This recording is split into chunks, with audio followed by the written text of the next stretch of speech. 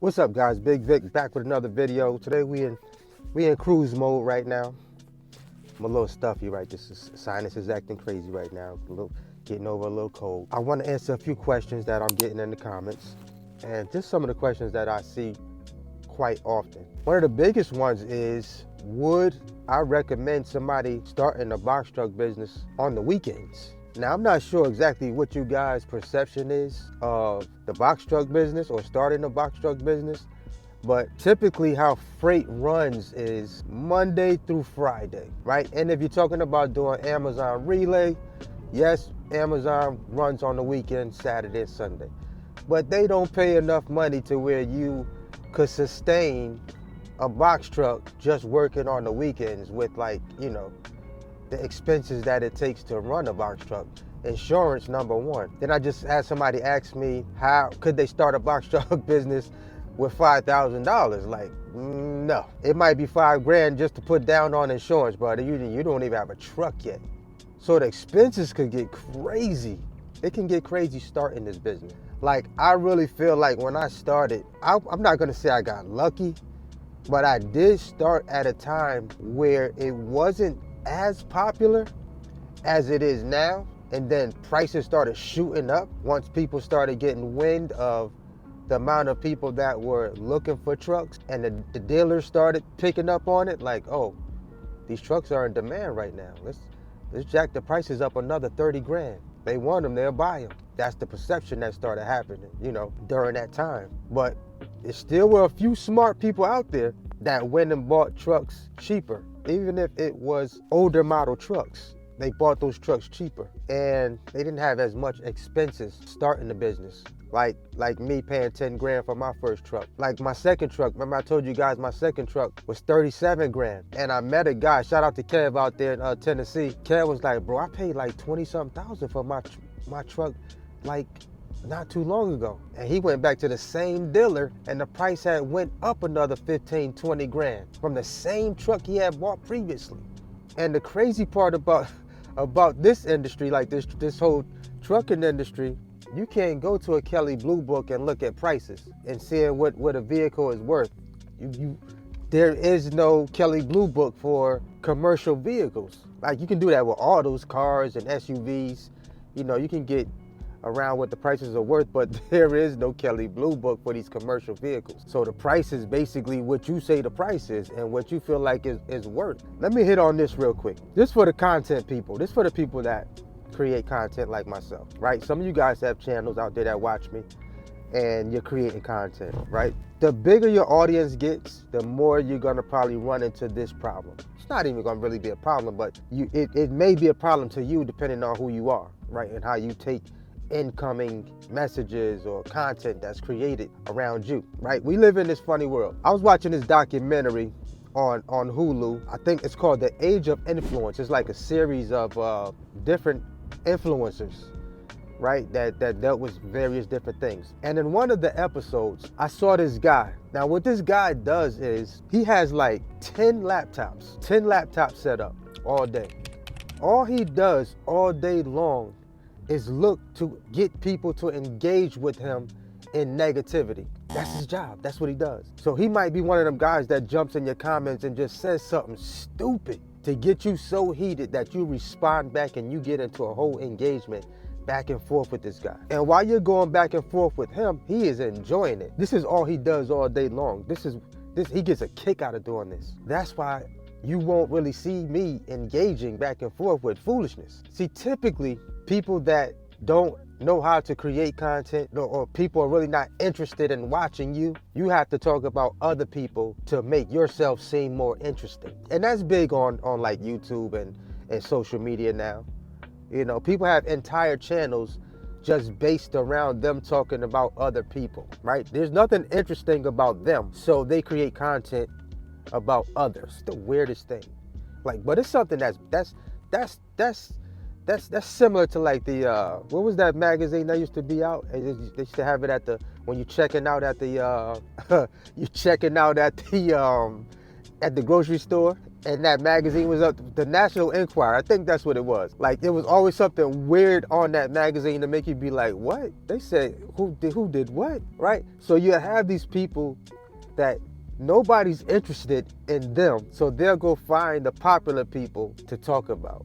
That is the most hilarious thing ever. But sometimes it works, right? Sometimes it does work. So I can't really be mad at them for it, but it's all good. And then y'all be hitting me up like in my DMs, like, yo, you saw this video right here? Let them have it, bro. Let them have fun. Let them have fun. Let them have it. I am that interesting for them to take time out of their entire schedule to make a video about me. I love it. And then what's even more interesting about that is when you respond back to some of these people, you actually give them more ammunition. You give them more ammunition to create more content around you. Let me deep dive into another segment here. Let's talk about this. Let's talk about this real quick. Because y'all see my content, right? Y'all watch the content. First and foremost, I can't copy anybody I don't pay attention to, or I don't watch, or I don't even think about like that. If I'm copying anybody, it's somebody with 1 million subscribers. Okay? It's somebody with 500,000 subscribers. So I can't copy nobody that is not gonna benefit my content. I'm in the trucking business, right? A lot of my content is based around trucking, which means if I'm in the trucking industry, isn't it a likelihood I may mention something that someone else may mention in their videos that talk about trucking content? Duh. Something slick that people do in this content world. What they do that's real slick is people will leave a comment and they'll mention other content creators' names in my comments so that people can see their comment and say, oh, I never heard that person. Let me go check and see what they talk about on their channel. It's an old tactic, and I actually leave it up there.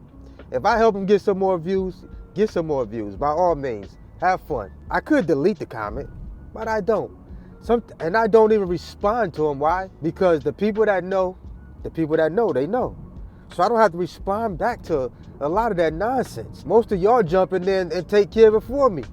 Shout out to y'all. I don't have to do it. I don't have to do anything. I just keep creating my content and keep empowering you guys with more fuel to get out of your comfort zone and go out here and start your business. It don't even have to be trucking. Whatever you were thinking about doing, just based on watching what I've been doing and what I've done, hopefully it inspired you to go out here and do something incredible that you never thought you would be out here doing. 3 years ago, you could have never told me that I would have a couple of trucks or have purchased 3 trucks at one point and would be in this whole box trucking space of trucking. Box trucking is just like a small portion of trucking. Like, we're in a small portion of trucking. We're not in semis. We're not in the big league. We're in a smaller league. But for people to be able to go out here and create a 6-figure income in a small sector of box trucking, imagine what you would be able to do if you took the same knowledge from box trucking, and if you do have a CDL, and if you did decide to step up to a semi, imagine what you could do on that side of the business. Learning what you learned through box trucking, and you decided to go out here and run it up with a semi. Knowing what you know now, imagine that, y'all. Just imagine this. Think about that for a second. Knowing what you know now, you could possibly go out here and run up a crazy bag, knowing how you can come in this box truck, in the trucking world as an owner operator and really scale it up as much as you want. You can go as big or as small as you want to play. It's up to you. Like there's no limit. But I wouldn't dare entertain coming in this industry and calling myself doing it part-time. No possible way. No way. If I'm gonna do it, I'm gonna do it. Anything I put my hands on, you guys, I'm going all out. I'm going all out, period. I'm not gonna play around with it. So if you on the fence and you thinking about, I just want to try it out, don't even do it, y'all. For real. Don't do it. It's not one of those things you want to be playing around with. It's not one of the things that you just got money laying around and you just want to throw some bread away. By all means, You grown, do your thing. But if you real serious about it, like if you're really serious, this is definitely something that it can definitely change your life. Hands down, it's definitely an opportunity that can change your life. And I'm not even telling you that to sell you anything, because literally you can watch my content, and if you pick up on everything, you can go out here and you can go out here and start a business just based off the content that you watch. A lot of people have done it. And to the people thinking about the weekend, just doing this, like, is it something you can do on the weekend? The only thing I could think of that you could possibly do on the weekend as a new person coming into this business is maybe doing moves, like where you moving people's furniture and stuff like that, like house moves. That's something that you can do on the weekend, with a box truck. But I'm asking myself, would that be worth the investment of you going out here spending money on a truck, or even trying to rent a truck and do this business? I don't think it would be worth it. I don't think that the earning potential is there to do this on a part-time basis, like on the weekend. I just don't see it. Now, like I was saying before, freight really typically runs Monday through Friday. And typically, most times when you pick up a load on a Friday, that load is more than likely gonna drop off on a Monday, right? So depending on how far you got to drive, you may have to pick up that load, sit on it for the weekend, and then drop it on a Monday. I've done it plenty of times. A lot of different components to this business. A lot of people want to stay local. Some people don't mind regional. Like, I talk to people all the time. Like, I have people in my program that's like, yo, I want to go out here for a straight year OTR. I just want to run it all the way up. Those are the people that I know when they come in, regardless, they're going to make something happen. They're going to make something happen because they already see. They came in knowing I got to roll, I got to run. I need to run when I get started in this business. That's the mindset that you need. That's the mindset. You got to come in with that winner's mindset.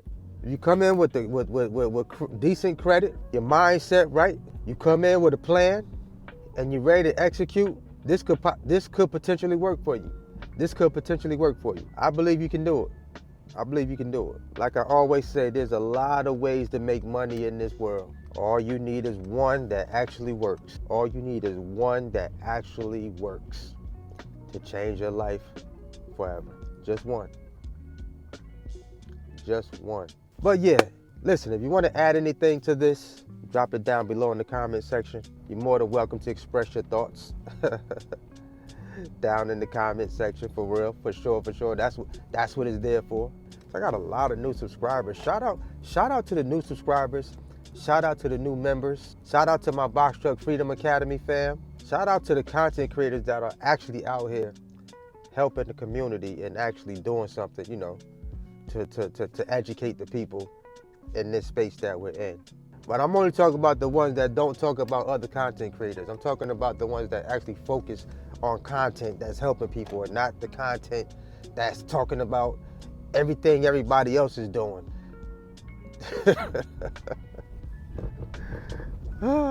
That'd be funny, yo. That'd be funny. Oh, listen, when you don't have nothing to talk about, you talk about other people. Point blank, period. One thing I learned about the YouTube algorithm is that it's not going to reward you. It's not going to reward the content where you're just talking about other people. Yeah, you'll get a few people to watch it. When somebody says, oh, you saw the video they made about so-and-so and so-and-so? You don't get a few people to watch it. Or you might get the most views you ever got on your entire channel based on whoever the person is that you're talking about in your video. But make sure it's official. Don't if you're going to talk about somebody, make sure it's official. Because you don't want to look stupid after you create the video. Like, bro, seriously? Like, you can't try to take somebody that's credible and assassinate the person's character when you don't even know the person. People create content about people they don't even know. They watch their videos and they assume that they know the person now.